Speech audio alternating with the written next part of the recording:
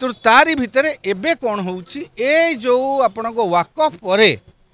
ता पूर्व तो प्रतिवाद प्रतिवाद चली वाकफ बिल रे भोटिंग को लेकर तीव्र है एबे जो राष्ट्र उपराष्ट्रपति निर्वाचन रे मतदान विरत रहा पूर्व किसी दिन पर एभली गोटे घटना चली किसी नेता मुह खोल आरंभ कर किसी नेता मुह फूल सामल मुह खोलिले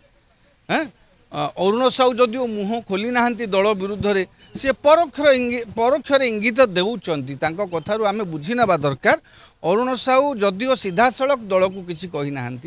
हाँ किंतु तांको इंगित रे किसी ना किसी कौटी ना कौटी हाँ तापर श्रीमयी मिश्र किसी कहले कौन भास्कर राव कहले कहीकि तो दल छाड़िले ये सब आज्ञा चली चलो राजनीति रे क्षमतार थिबा दल जो माने लगातार भाव में 24 वर्ष क्षमता रायगढ़ाटा भास्कर बीजेडी